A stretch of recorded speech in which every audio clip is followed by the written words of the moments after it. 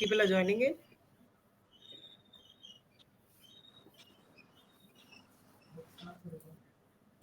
Let's start, Mahima. Yeah. Good afternoon, everyone. Thank you for joining us on this lovely Saturday afternoon. And I hope this webinar leaves you with enough food for thought for the weekend. Today, we are discussing why digitizing your school is a must. Something that has been a survival skill that is been needed by the education ecosystem in the wake of the past recent events. I'm glad to share that we've received registrations from all over the world. So, thus it's safe to say that it is an area of common interest across the globe. We have with us today Madam Urvashi Warman, Principal, Palace School, Jaipur, Dr. Deep Khare, Principal, Jodhamal Public School, Jammu, Naman Kandoi, Vice Chairman, Mayoor School, Jaipur, and the panel is being moderated by Rahul Singh, Senior Director, Product Manager, Teachmint. I thank the esteemed panelists for taking time out to be a part of this webinar. Before I hand it over to Rahul, there's a small request. I'll urge all of you to put your questions in the Q&A box, and you can very well introduce yourself in the chat, and the discussions can happen over the chat. And I'll request the panelists to take up the questions if possible whenever during the webinar. Over to you, Rahul. Thank you so much. Thank you so much for the introduction, Mahima. A very good evening to all the panelists and attendees. My name is Rahul Singh. I work at Teachmint Technologies and I am the moderator of this session. First of all, I want to express my deepest thanks to each one of the panelists for being here on a weekend. I know your weekdays are super busy with school operations and weekends must be for family. So thank you again for taking out the time. Today, we are discussing a very important topic which has the potential to fundamentally transform education in India. Over the last decade, everyone knows there has been a wave of digitization in India across all sectors: payments, government, commerce, media, and almost all aspects of society and industry are being impacted positively with the adoption of technology. In fact, according to a leading consulting and research company, the digital economy can contribute up to 20% or 1 trillion US dollars of India's projected $5 trillion economy in the next few years. So why should schools, who are the backbone of education in India, should stay back in this revolution? It's very important that we focus on rapid digitization of more than 15 lakh schools in India. And as someone who's playing a very small part in building the digital infrastructure for schools, I am quite optimistic as I see thousands of school leaders adopting softwares like Teachmint to join the dream of building a digital India. We are quite grateful to have few such school leaders with us today who are pioneering digitization in India. Without further ado, let's begin this discussion and hear from our esteemed panelists around why digitization is essential to school progress. My first question is for Naman Kandoi sir, and we will start with the fundamental question of what is school digitization? Sir, over to you. Thank you, Rahul, for opening the question to me. And I think I'm well equipped to answer this, not just for schools but also for higher education. And I want to define what digitization at schools is, as I understand it. Now, I would request the fellow panelists to add their experience to it as well once I conclude with my bit. But here we go. So, as I see it, schools currently they look at digitization along three separate prongs. The first one is an ERP, a resource planning software. So people use it as a student information system. They use it to progressively track the student's life cycle at the school. Then there is a CRM, which is a customer relationship management system, but schools use it to manage their admission process. They use it to handle all the inbound and outbound lead generations. And lastly, we have a learning management system where a teacher and a student can interact and share resources to ensure that no child is left behind and every student has access to the most current and important information on time. So far, how schools use it is very operational heavy. I think it is more of an administrative strategic decision than a truly transformational experience for a school. And I'll break this up into two major components. The first component is all the good things that school who are adopting digitization, the reasons why they primarily do it. The first one is to go paperless. So schools have to maintain records for multiple years. Schools have a large number of stakeholders with parents, students, teachers, and other external members of the society. So an ERP, or some schools are handling thousands and thousands of admission forms. So ERP and CRMs help schools go paperless and become much more efficient with their data storage, and they can retrieve this data much later, also, and sort of um ease the entire process of sharing information with all the key stakeholders. So I think mostly the decision to go digital is for convenience, is to go paperless, and to have efficient data storage and retrieval. Now, the other aspect where I feel schools need to plan much better in how to go digital, what particular softwares and technologies to adopt, and how to roll it out and implement it. So, firstly, with digitization, all our data is naturally digitized. So that gives us a lot of leverage for potential data analytics. Now, I don't see schools really looking at the reports or generating a lot of reports that a ton of these softwares offer. Uh, it's mostly, driven by uh, the, the client managing sort of team at the software providers end. That here we have this data. This is an automatically generated report. This will help you as a principal or as an administrator make a better decision. So a lot of the data analytics is driven by the software provider and is not really sought after by principals and administrators and promoters themselves. And this leads me to the second issue, that a lot of schools are adopting digitization for convenience and for parity with other schools. There is no clear plan of action. Schools need to ask, going digital, what data analytics, what data points do I need to generate to help me make better decisions for my students, for my team in the future? So I don't see a clear plan that schools have, that once I go digital, once I have all those digital data points, how am I going to make better decisions as an entity? So data analytics and poor visibility of what they need 5 years down the line from all this historic data is something that school leaders need to think a little more about. And finally, what digitization can really help a school with is having agility as an institution, as an organization. Schools tend to have a lot of inertia in their operations, a lot of inertia in the way they operate and function. So old practices are difficult to let go of, and new practices and radical ideas are slow in adoption. And digitization can really accelerate the pace at both ends. So I feel school leaders need to look at digitization as an enabler to become a more agile organization, a more agile service provider to our society. And for that, again, it ties back to having a clear plan on how you are going to use your digital data and what analytics you truly need to drive better decisions at your organization. So two things, again, I'll just sum it up.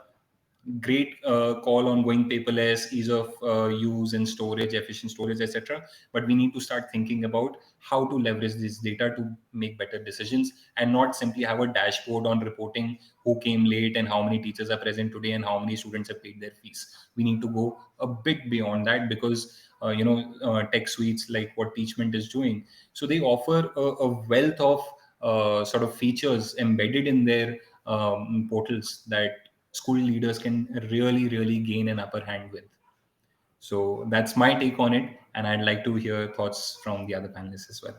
I Thank you. completely agree with you, Naman. I think what you have said is very true.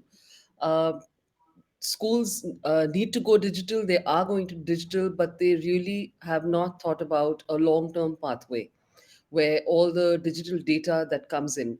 But I think it's not that bleak.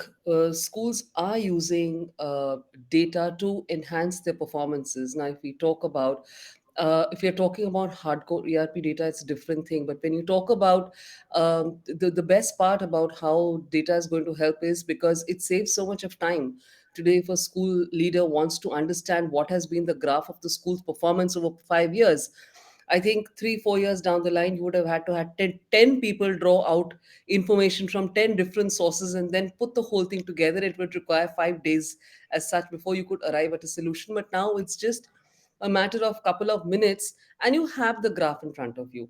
So again, this would be it becomes a very powerful tool to plan. But as you rightly said, people must know where and when to use it and how to use it effectively.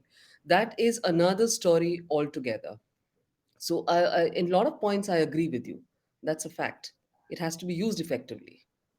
Thank you so much, Naman sir, for putting it so eloquently and structuring it out, and Urvashi ma'am for those wonderful thoughts. I want to stay on this for a couple of more minutes because understanding what is digitization is quite important for going further in the discussion. Deep sir, any perspective from your end on this? Sir, you're muted. You just have to unmute.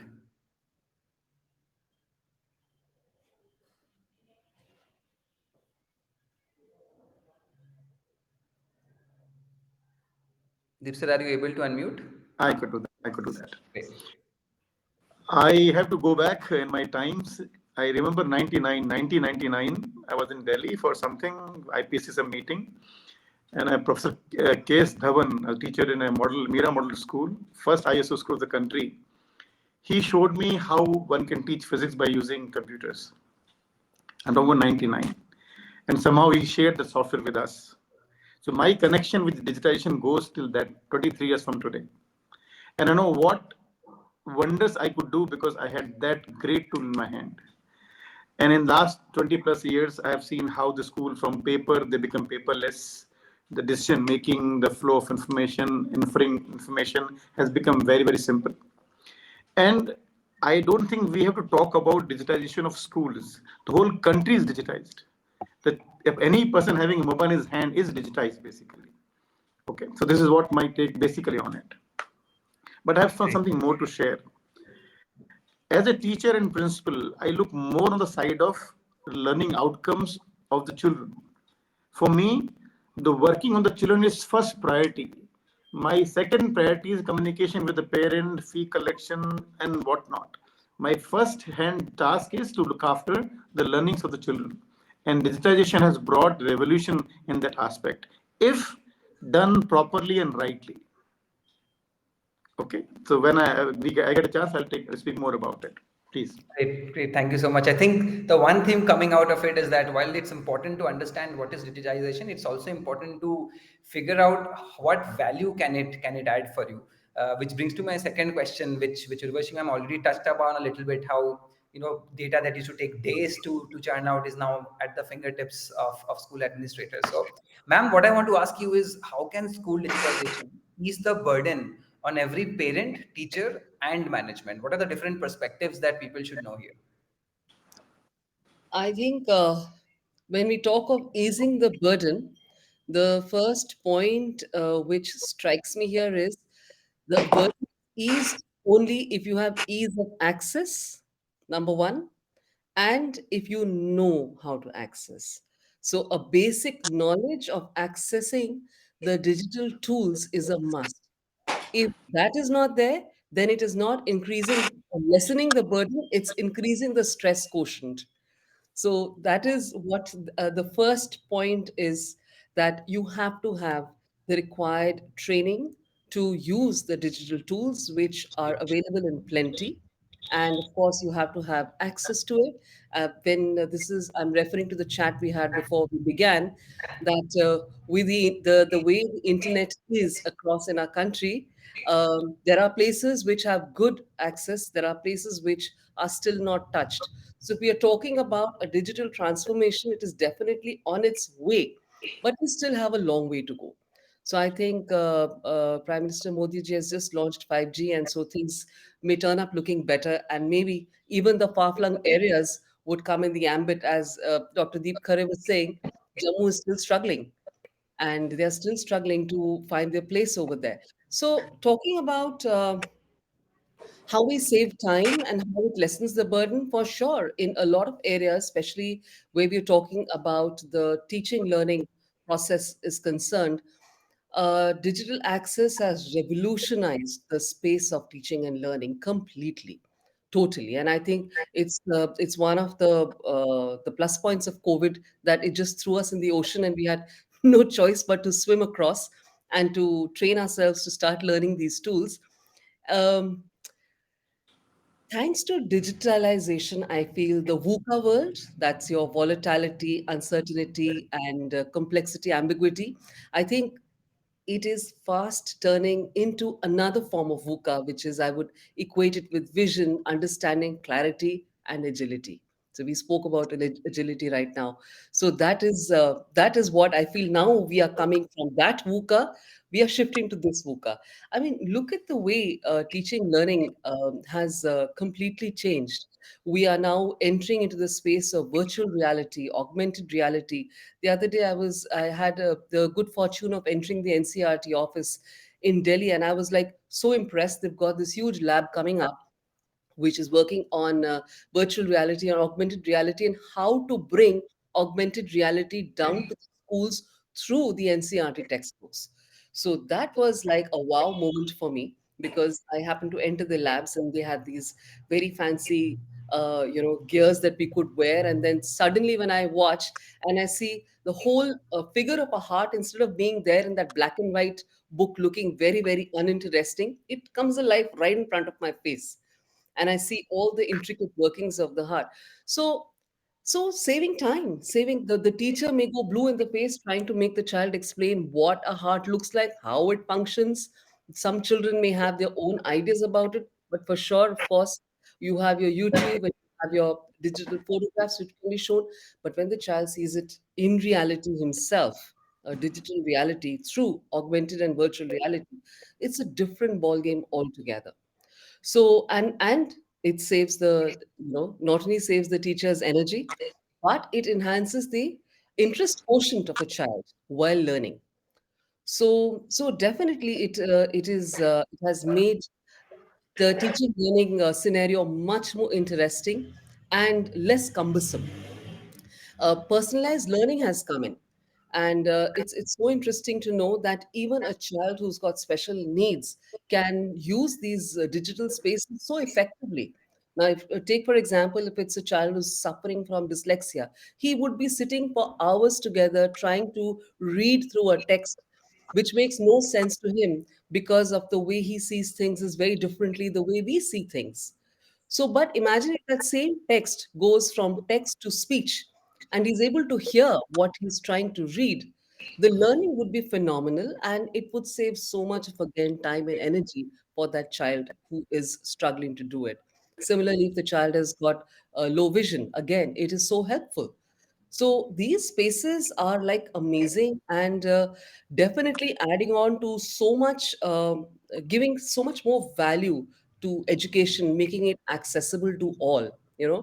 Um, Similarly, and Naman has already spoken about how with the ERP solutions, the other side, the admin side, is also saving so much of time in doing their plannings. Extensive plannings can happen in a shorter time limit, with fewer resources to be used.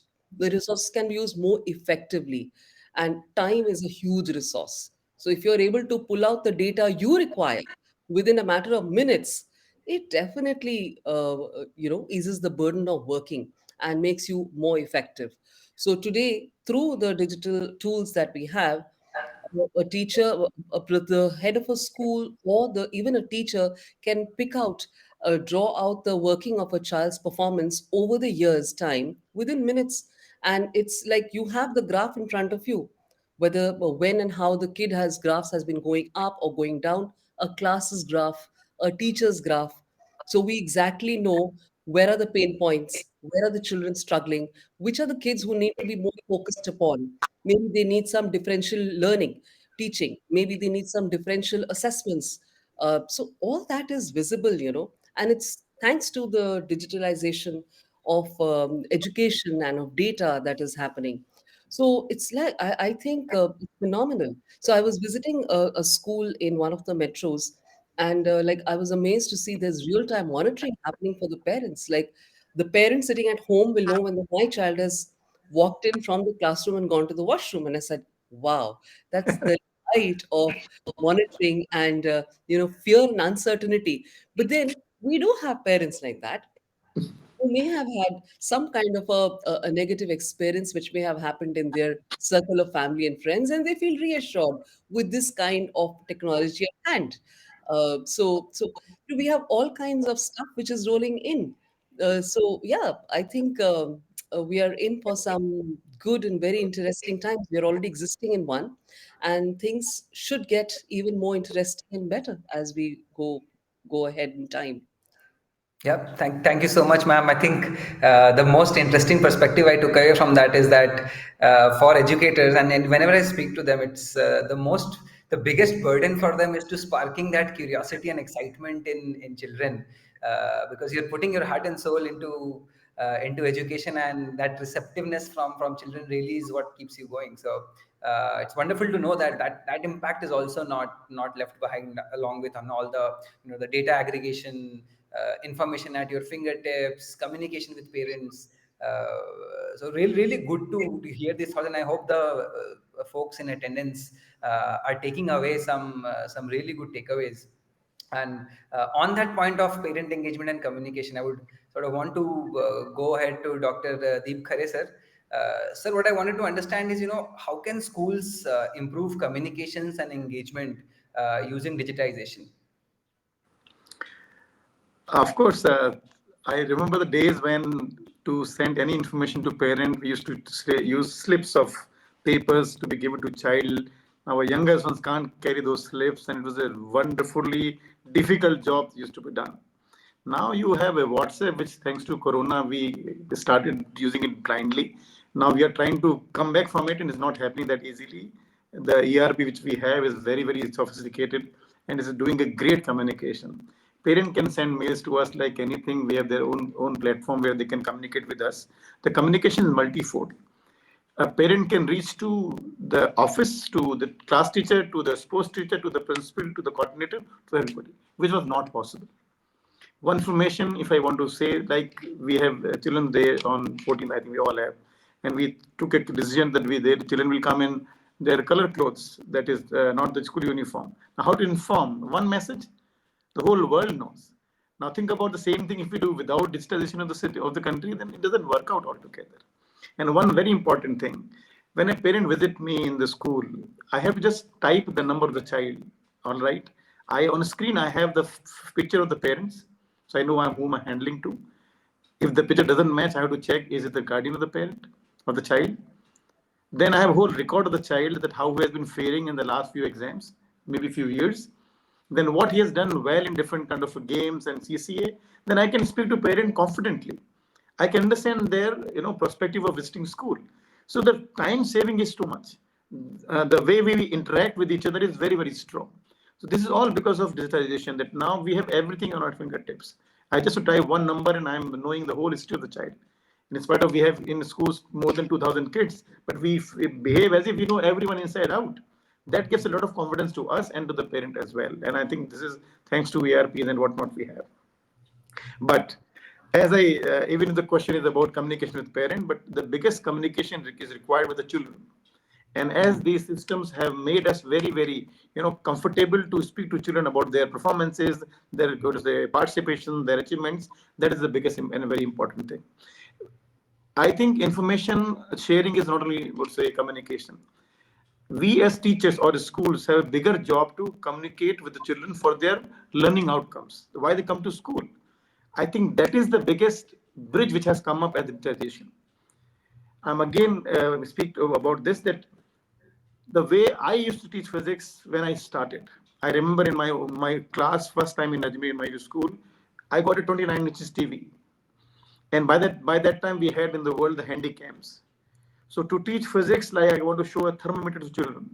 I have asked one of my students hold the handycam onto the thermometer, let children see the big 29 inches TV, this much thick. Okay, so now each child is looking at the same thermometer, a real life thing. He's not looking at a picture of thermometer, he's looking at a real life thermometer. And then I ask, what is the reading, my dear? So now they all are working on a real thing. It's a real experiment going on. They all can see one thing. I replaced thermometer by vernier calipers or screw gauge and whatnot. So that I remember, I'm talking about 20 years, 22, 23 years earlier altogether. Today, the world is full of all information. I used to teach motors and dynamos and so many things. These digital things has made me to teach it so well. But again, one thing which I wanted to put across, and something not I think very nice. I'm saying, if we use these wonders of digital content and digitization, again to prepare children for some question and answers. If you again are providing help in again rote learning kind of thing, we are failing drastically. What I see at times, this whole media or this whole resources has been used to do same similar thing which was being done earlier. So we are missing out. We're not leveraging the whole biggest benefit. The child has to understand. He has to conceptualize. He has to become good enough to think and apply. You see, I look for a dream world where my children are finding what suits them, what make them understand. They progress at their own pace. They're not being shown something by the teacher in the class. They figure out what I have to watch and what I have to find. And this is where the major job of teacher has to play. The content we get, the content we are provided by one company is not the end of the world. The child should know what I want to watch and what makes me. Like ma'am have given an example that one child is not able to see well. He should be listening it. But that doesn't suit other children. So the differential learning can be a great way handled by these kind of things. But again and again, the digitization should go to children first. It should not aim to make life of principal easy. It should make the purpose of education right. We should have a very important aspect that this will make children understand the concepts. They will learn for life. We should not use these amazing resources to again get the marks and to pass them. This is what my very, very serious objection or what observation is there, that I find still kids are busy to pass the time or to prepare something just to pass the exam. That is not the purpose of schooling. The purpose of schooling is they're ready for the life. I remember I was in Lawrence Lovedale, and that was that time Olympics were going on. And I had a physics class, a test was due. I said, if you all get average 60% marks, I will show you video of all 8 gold medalists Michael Phelps has won. And I downloaded that video of 8 gold medalists in the Olympics, and I showed them once they all get average of 60% marks in physics. So this is how you use this content. I was not showing them any video of physics, but I motivated them to do something extraordinary. Because in boarding school, you can't have access to these wonders. And I'm talking about 15 years back at least. So I'm very, very positive the way the access of resources is coming to people. But my only doubt is, for what purpose are we using it? Are we only making it our life easy? No. Our life should be tough because we have a tougher task in hand to make children employable, independent, confident. I can list out the whole SDGs. I'm not very keen to know the name. I want to have people who have common sense. I find people, I teach physics just to create common sense. All my 30 years I taught physics to create common sense. The children should be having common sense. Everything will fall in line. But we are busy teaching critical thinking. Don't mind, let me go a little more. If a child is being prescribed question and answers, he is not solving questions, he is preparing answers. Somebody gave him question answer both. He is busy preparing those answers. He is not solving problems. Then you think he'll be having a skill of problem solving? He will not. He need all the question in exam which answer has been provided to him. Now we do this digitally or on paper or on a board. Idea is same. So I'm not very keen that a teacher used to dictate answers. Now he's sending a WhatsApp of the written answer. The idea is not of this basically. Idea is he should be empowered to find answers. We talk about research. Which research we talk about? Children are not searching answers in the books. They read notebooks. They don't read books. So my whole setup for this whole webinar, I want to just share one thought that it is very important that any resource, can be a book or text or notebook or that of this digital content, should have very clear purpose behind it. That for what you want to intend to use it basically. So that is what I was thinking. It's very true. The whole life has become very easy by this digitization. You want to book a ticket to a restaurant, to anything. You want to go call a Uber or Ola. Life is very easy. But that was not the purpose of ARPs in the school. We have some other agenda. We have some bigger task in hand. So I want to keep that task as in the front. Rest is all secondary. Thank you very much. Thank you so much, sir. I think you have delivered the most important sentence of this webinar, that an educator's life is going to be difficult because you have the most difficult job of shaping, shaping the future of these young kids. I think what I also took away from that is, while the digitization is going to help save time, save effort, we should take that time and dedicate it further into improving the children. I think that's pretty amazing. I think with that, we'll move on to the next set of couple of questions where I would like perspectives from each of you. We'll start with Naman sir. Mr. So, Rahul, yes. Naman has raised his hand twice. If you can allow him to speak Oh, something. sorry. I think I missed that. It Missed is that out. Thank you. it is Naman, very anyways, important. we are coming to you. So Thank please you. go ahead. So after hearing Urvashi ma'am and Khare sir's dispositions, I just want to raise two red flags, and those are for people like Rahul at Teachmint to solve when they are pitching their digital solutions to schools. And one is easily tackled, and the other not so easily tackled. So I'll start with the easier one. That is the surveillance problem, because you have so much digital data flowing through the fiber optics of your campus. You can peek into every class, be a fly on the wall next to every teacher's office, and also see where a student is present at a time and who was present next to that student at that moment. So it creates a dilemma, right? Just because you can, where do you stop yourself from doing something, right? So if you recall, there was this whole herd of mobile phones which have that automatic recording feature. Now the law doesn't permit you to record without letting the other person know, but I'm sure a ton of calls around the country are being recorded without anybody knowing. Now you may say कि अगर आपने गलत बोला record हो रहा है तो आपकी fault है, I can use it against you or whatever. But I think surveillance makes us too dependent on what is made available to us and what is not. So, for example, before these cameras existed, discipline was still maintained in schools. Now, suddenly, because of cameras, if a camera is not present in a classroom and some incident happens, so the first thing is we should have more cameras. It's not why students feel the need to bully a fellow student, or why students feel the need to sort of take out their frustration on classmates, on teachers, on furniture present in the classroom. So we have to see there's this surveillance problem that digitization brings in, and sort of multiplies it. And also sir was talking about communication with parents, etc. It takes away time for deliberation. Just because I can quickly get in touch with a student's parent, I may not pause to think whether that is the best way to handle the situation or not. So these are the easier issues that I think with general awareness we can solve. The bigger concern is, all these tech solutions are slowly moving towards machine learning, AI, right? Because AI is the buzzword to sell software of the 21st century. So you say, with AI, we will tell you what students are actually learning with concepts and what students aren't. With AI, we will tell you what teachers are doing a good job and what teachers are not. So as school administrators, as principals and heads of various departments, we don't really understand how those algorithms were built, right? So that algorithm can have a particular bias in its core, right, by the programmer who built it.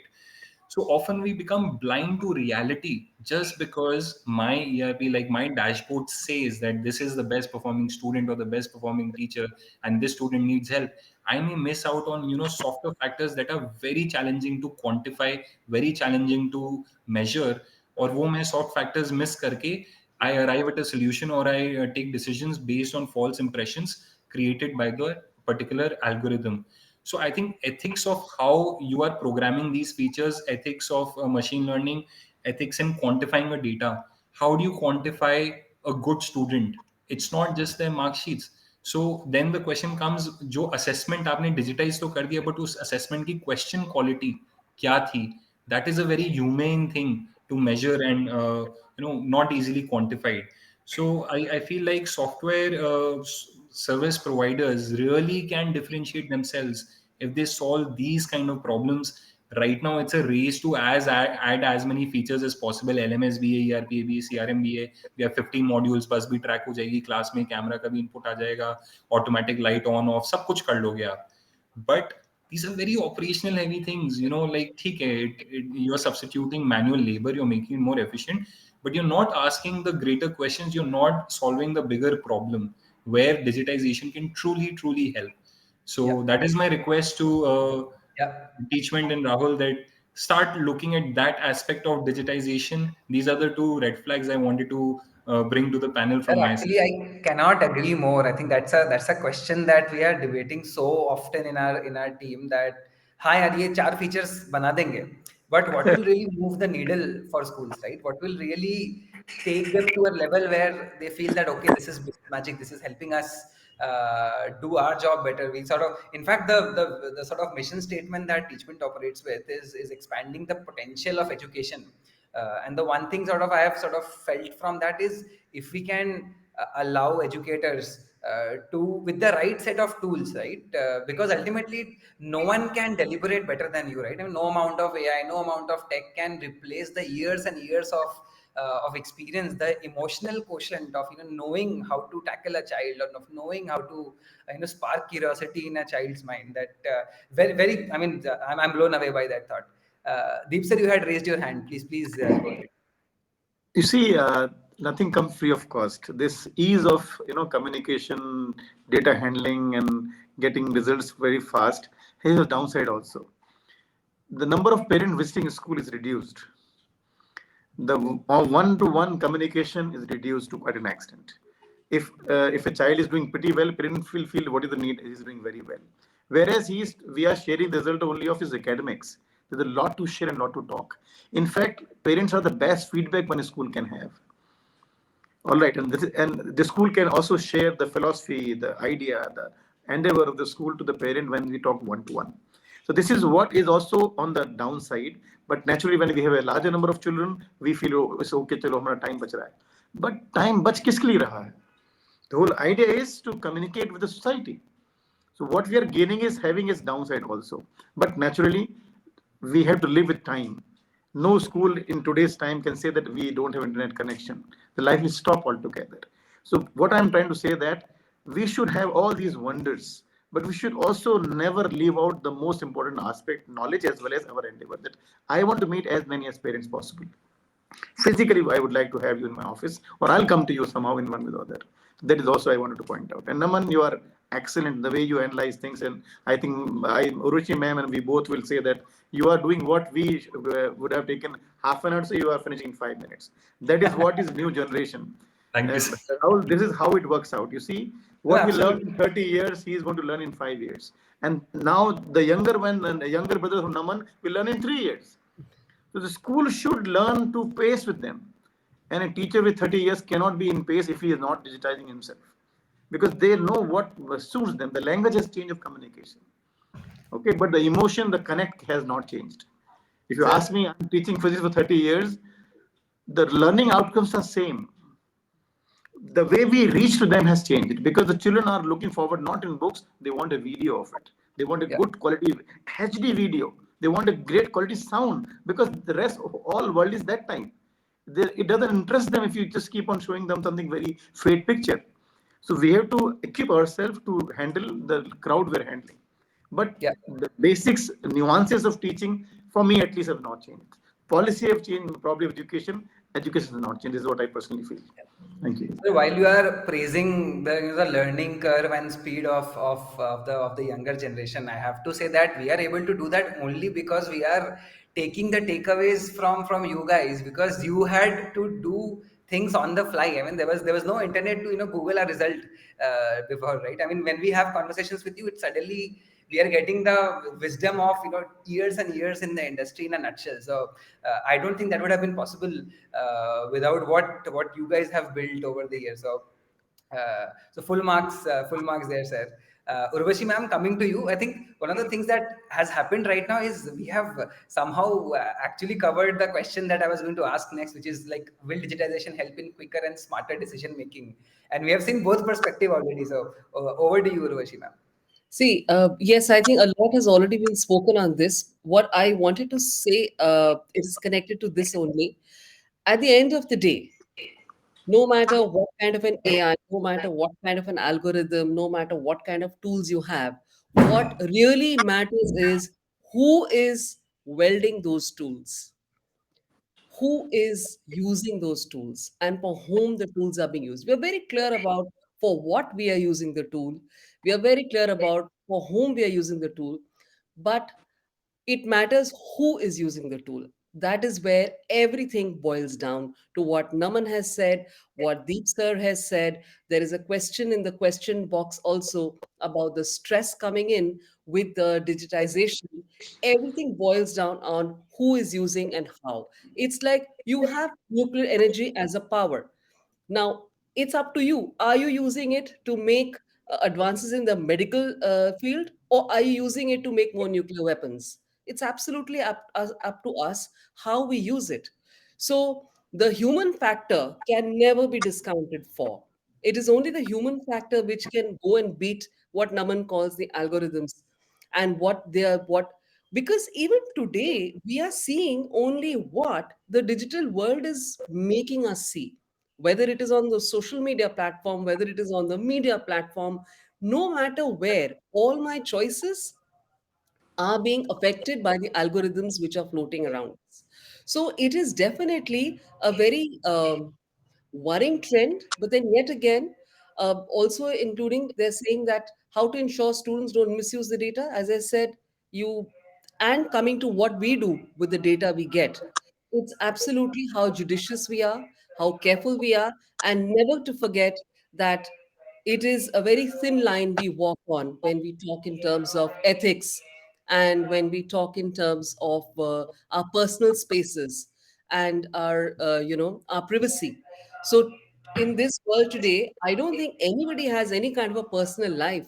I mean, you are there all over, you're leaving your digital footprints everywhere, and anybody can find out anything about you as of now.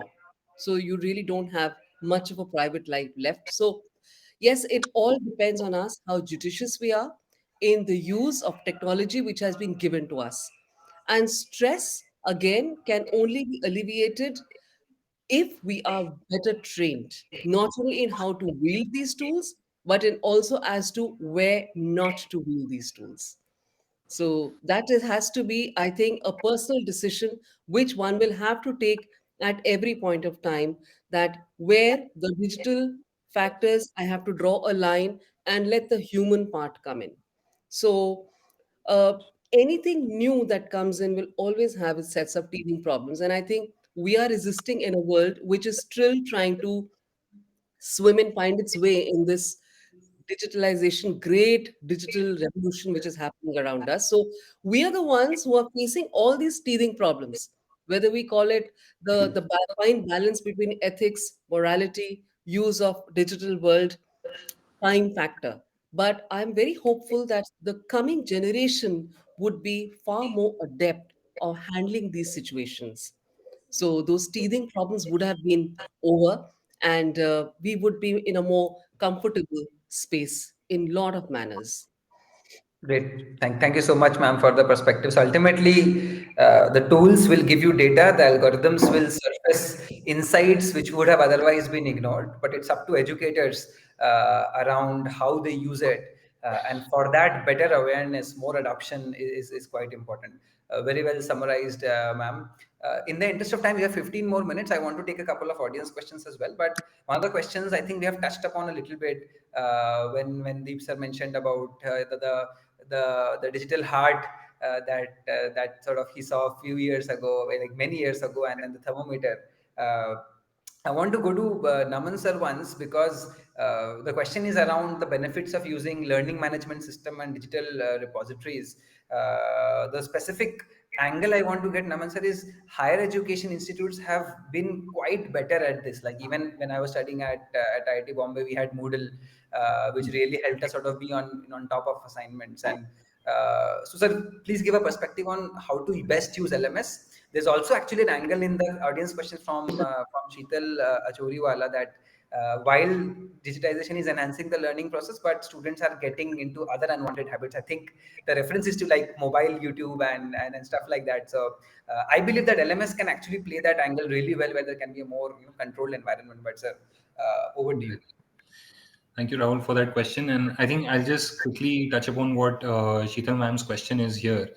So I think most software decks, most publicly available media consumption sources do allow for parental control, and it's only about awareness and taking time out to set those things up. Take help from somebody who knows how to do it. maybe schools should actually do a workshop with parents where they engage with parents on how to define those limits, how to control the digital environment that your child is spending a lot of time in. So solution for that already exists. It's more about awareness and actually executing that. Now, how to generally use learning management platform systems to drive better student learning outcomes. I'll focus on learning outcomes only. And you correctly mentioned higher education has been an early adopter of this space, and I'm glad you mentioned Moodle. But because if Moodle becomes very popular in the K-12 space, it can take away bread and butter from a lot of software companies. so, so that's a sly remark from my side just to keep things light. But besides this, I think LMS content is much more important than what features an LMS has.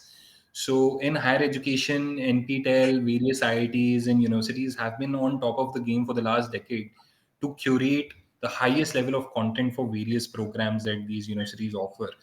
And in K-12, I see most of that exercise not being done by schools themselves. Rather, service providers, I shall not name them, but service providers have taken on that mantle that we will provide the digital content, we will provide those digital resources to be consumed, and you can use them as part of your lessons, etc. However, I think the success that higher education has seen with LMS platforms is simply because they were the ones creating and hosting that content themselves. They had complete control over it. Now, for example, I think Deep sir also touched upon this issue. If you truly understand Google's algorithm, you can make half the world believe that the sun rises in the west, right? So Absolutely. it's just an understanding of how do you put that up, how do you optimize for SEOs, and how do you drive that, right? And we've seen in various parts of the world where information slash misinformation is often sort of tampered with. And when private entities come into the foray of educating our children and showcasing what a heart looks like, I would take it with a pinch of salt. As a teacher, as an educator, if I'm part of the process of that digital content creation, then great. I can ensure that there's no misrepresentation of what we are trying to teach. However, a lot of this content, because of unavailability of teachers or limitations on their abilities to create this content, I feel companies are putting out various kinds of 3D content that are so far from the truth that it boggles the mind. And that sort of makes me more wary, because I'd rather just hear a narration about what different teeth in my mouth are used for than see a 3D representation which is not correct. So, and I've already seen that in one of the top schools in the country. They showed us, how what a jaw is, what the various teeth, molars, and canines are used for, and some of it was absolutely wrong. And it was being used because that was the best the school had at the time. So, I think success with LMS is inevitable, but teachers have to become a part of that content creation. We cannot leave it to big edtechs to create that content for us. That's where again the judiciousness, your personal judiciousness comes into play. Exactly. Who's wielding the tool, right? So Yeah. we need to become stakeholders in that whole thing. That uh, recently I put out a request to one of these tech providers. They were pitching an LMS. I said, I want your LMS, I don't want your content. And they said, no sir, but it comes free. I said, it's free, but I don't want it. You can feed me free poison, I will not take it, right? Correct. So just give me the software deck. You are the experts on building that. Let me build the content myself. Correct. So I think those kind of requests need to start coming in from most schools. We are more than capable of creating these things. You need to hire a couple of interns who can create those digital maps and whatnot. So get your teams involved. Have a digital extension of your teaching arm. Keep a day in the week where they are free from classes, where they're just sort of designing digital workflows. So I'll leave it Great. at that in the interest of time. Deep sir, you raised your hand. I Yeah, also want to actually address one of the questions yeah. from the Q&A, talking about mental health behavior of student and how can digitization help there. So please put your point, but also address this question, because I think it's very well raised question from Orkadas. Go ahead, Yeah, sir. I have a very strong take on it. You see, somehow in the name of schooling on the web because of the corona time, it has been all the way entirely responsible to the school that children have gone haywire. It's not the case. Let me ask everybody that before this pandemic started, kids were equally good at all interneting and doing whatnot. It's not that school have taught them all these things. This is one of the very important argument I want to give all the time. But at the same time, as Nama was pointing out, that the quality of the content is always doubtful. And the same goes with me. I think till today, I am not very satisfied with most of the content I have seen through. The reason is something very important. One is the righteousness of the content, which he very categorically spoke about it. I have one more issue. Companies are busy to provide the content which is much more than the required for a given class. In the name of extra, from where this stress comes to children. If any school is sticking to NCRT books, life is very, very easy. But if we have a content or some book which are written by anybody with a name as per NCRT what is the syllabus, it's not the right thing. We end up teaching too much to a child in your lower classes. He decides, okay, I better cram it off. There is no point trying to understand it. Same goes for digital content. So all the companies should be very, very careful that what are you trying to ask a child to prepare for. This is the bigger and the most important reason of all the stress I can see all around. If a child knows how to only do this much and it's doable, we're asking him to run 5 kilometers who can't run 1 kilometer. This is not extra in it. At the due time, he'll be very well prepared to take that also. There's no hurry to get it done. I always give a very simple example. I take 30 seconds. One of my colleague went to US to teach, and he was once he come back after 3-4 years. He says, Mr. Khare, I teach 6th standard there, and an 11-year-old child do not know table of two. I said, really? How it is happening? He said, fact of matter, they don't know table of two, but they only get the Nobel Prize, no? In my school, a class 3 child will know table of till 20. But is he able to know why I have been taught this table? How will they be used by me in my life? Is it going to convert into my life skill? Or how to just remember those tables? So that's the difference I'm trying to point out in my every possible talk, that there should be everything purposeful. We should not do because X school has done it, so I also have to do in my school. That doesn't work out. We should know exactly what is the demand and we should deliver that much only. So this is what I thought I will be able to say that on it. Great, sir. Thank you so much, sir. Would you touch upon the aspect of mental health for students a little bit? You see, as per my personal knowledge, because being a boarding school also, Yeah. kids are very strong people. We teacher at times parent, a small variation we count it as a mental illness. It's not the case. Kids are very, very strong. We have to support them. We have to understand them. I don't find a lot of mental problems all around. This is what my very, very strong feeling.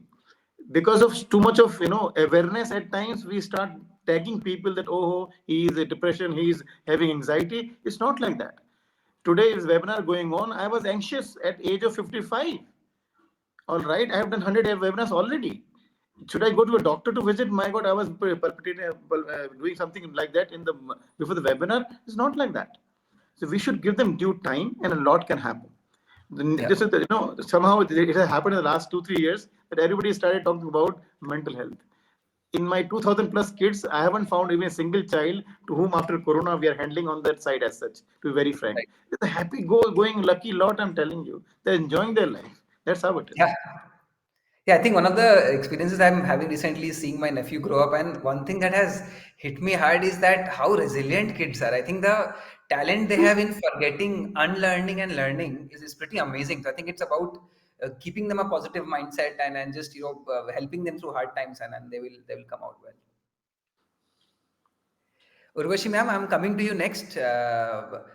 Quickly answering one of the questions, I think it's very important I tackle this from a technology perspective, that will it be safe? Jayesh Rege sir has asked, will it be safe in terms of radiation emitted when a lot of things are getting digitized? So radiation as an aspect of devices, I think everyone is using mobile phones and computers all across the world now. So but digitization has nothing to do with radiation. I just suggest that please don't use poor brand phones and computers. Please invest in good brands, and this will not be a problem. Urvashi, I wanted to come to you, and again, there's, I think, a little bit of misconception in the audience where Kajal Sethi has asked why digitizing is must when online classes were not a success. And I want to stress there that we heard from all the panelists, and not a single time was online classes mentioned. I think, in fact, it was more highlighted that we need to have physical engagement and only use digitization to enhance the experience. So I will go around with closing thoughts along with this question, Urvashi ma'am. Please summarize again so that we leave this discussion with highlighting again what is digitization and what are the aspects we should keep in mind. We already heard the cautionary tales about using their own judiciousness of educators while handling digitization. But to close out, please let's highlight again, leave the top 2 or 3 advantages of digitization, and we'll go one by one. Over to you, Urvashi ma'am. Ma'am, you're muted. You have to unmute. I think one must understand that digitization is basically another way forward. And when we talk of digitization, we need to understand that these are tools which are being provided to us to make our working more efficient and to save on time and to save on a lot of labor.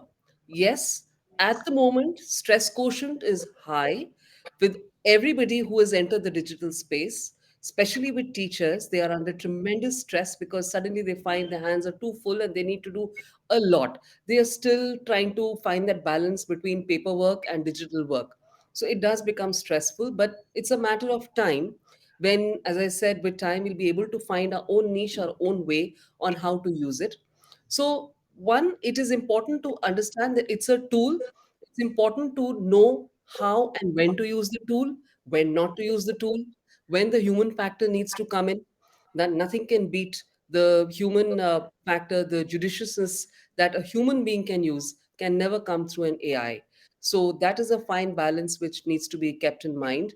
And we need to move with all the positive aspects that the tool has to offer, being aware of the pitfalls, being absolutely aware of the pitfalls and not to fall into the trap, whether it is like giving too much of excess time in the digital world. This is up to, it's my personal choice whether I wish to give 4 hours or 5 hours or 8 hours. I need to know where to draw the line. I need to know where to draw the line when data is coming in front of me. I need to know when I need to go beyond the data and go into the real world to find out whether the data that is coming to me is actually a real data, or as Naman very rightly said, did that algorithm have a bias in it? That was a beautiful point, Naman. So I think No, that's something that we all need to really understand that. So it all depends on how we wield these tools and how effectively we use them. And for that, proper training is a must.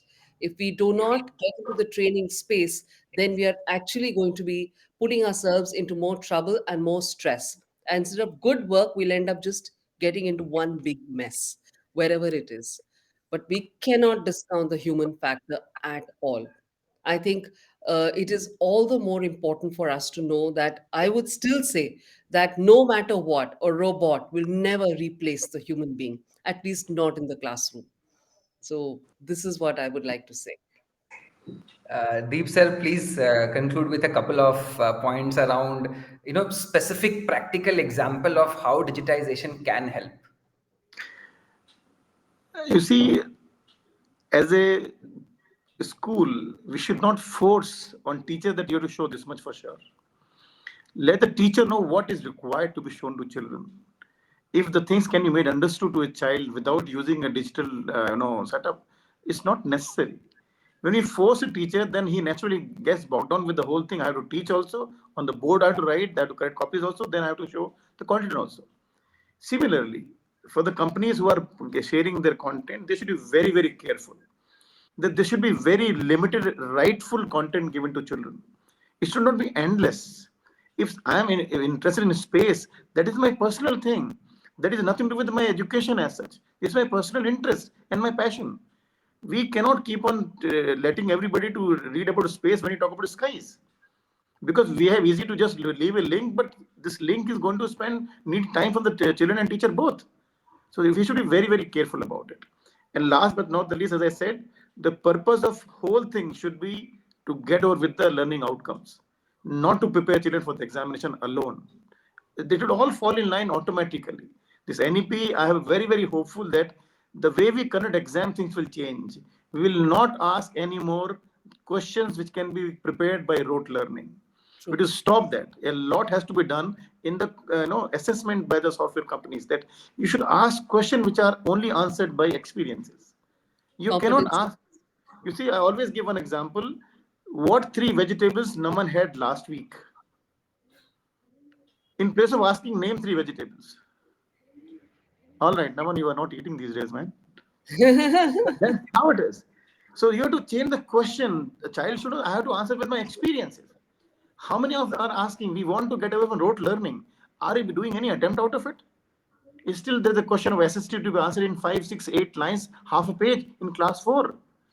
The child has to cram it off only. Any digitization will not help there. We have to change the way we expect children to behave. I always say with one sentence that for me, education is something which brings changes in the life, in the behavior of a person. Not you can write it off. If I study hygienic food, my food should change. All right, not I can debate about a hygienic food and I can give an essay on it. No, no, no, no, no. The whole idea of education is to bring changes in the behavior of the people on daily basis, not for the next day of examination and then we forget everything. That is not something the motto behind it. Thank you. I think Deep sir, whatever you have spoken also answers Ankit's question. I completely agree with Deep sir. I said, Ankit, you're asking, is it the content to go through an online platform? What is more important, or having an exposure to experiential learning? I think it's having exposure to experiential learning through various activities, which involves physical interaction. I think nothing I'll, can. I want to say one sentence. All the attendees and all the people who are able to listen to us, please go through the learning outcomes before you go through the syllabus. All principals, all teachers, my hand folded request, don't go through the syllabus, go to the learning outcomes first. You don't have to Correct. do syllabus, you have to get them learning outcome. I see so many people are busy doing everything for syllabus. Why the syllabus has been made? There is a purpose behind it. Okay, we should know that. We are missing out on it. I wrote an article recently that we are busy with all pedagogy innovations. What for are we doing innovation? Do we know that? Do we know the why of education? We are worried about why, how of education, how to teach. Question is why to teach. Then you will get a right answer how to teach it. Probably. Thank you. Naman, we started with you. We'll conclude with you. Please help tie up all of this together into with a couple of highlights around how digitization can actually have a positive impact. Yeah, now in this, I'd like to say ये tie up करने वाला, conclude करने वाला burden ना, we have much senior people than me with a lot more experience. I wish you had given this task to them. I'll try my best though. So I think with digitization, we have to recognize that it gives us speed and agility to perform as a school and as teachers. However, we must have foresight. We must use these tools judicially, and we must not look at them as easy substitutes for doing real work with our students. So it's always better to take a student on an excursion to we are from Jaipur, so Albert Hall Museum. But if you don't have those resources, you cannot do that. In that case, a video tour will suffice. So use technology, use digitization as a substitute only where the real experience cannot be shared with your students. Otherwise, it's better than to not give them that exposure at all. So it sort of bridges the gap between the haves and the have nots. So let's use our digitization tools and softwares very judiciously, but at the same time have a clear plan of action. What are you going to do with all the data points you collect? Have a discussion on the ethics of using those data points and collecting those data points in the first place, and then leverage it. Run hard and run fast into the upcoming sort of disruption in education. So thank you for that, and thank you for my fellow panelists. It was a great learning experience for me personally. I think All all of right. Thank you yes. so much, Naman. We've had an enthralling discussion today. I think at the start of the session, Deep sir said that please pardon us, we'll speak from our hearts, and you guys have done just that. I think more than anything, we have talked about how digitization can have an impact. and also how we should focus on learning outcomes and the end impact, that is the goal of educators. And while we are using digitization to free up time to make life easier for us with on the click of a button, data aggregation, better communication, improved processes, we should take that time and invest it in really in improving child's education.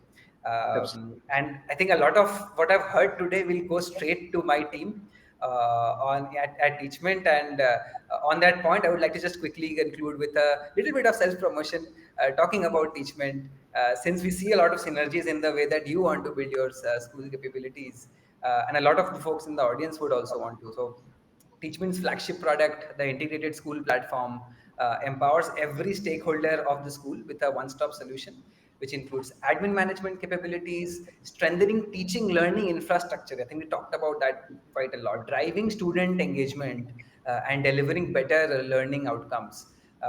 We think that we have built a school-centric software solution with very high innovation, delight, and very powerful tools. And over in our journey, we have serviced over 10,000 plus schools.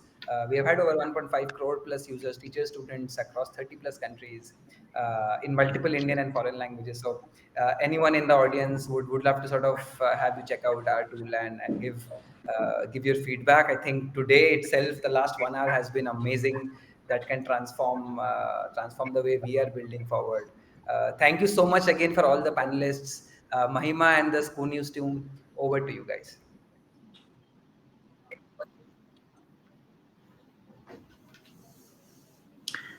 It Thank was you, lovely Rahul. interaction, dear. That was an interesting discussion, and I'd like to thank Teachment for making it possible. I'm also very thankful to Urvashi ma'am, Dr. Deep Khare sir, and Naman Kandoi sir for joining this discussion and making this Saturday evening so informative and interesting. Thank you very much for joining us. Thank you, everyone. Hope to do this again very soon. Thank you, Rahul, and thank you, School Thank you. News, for bringing us all Thank you together. very much.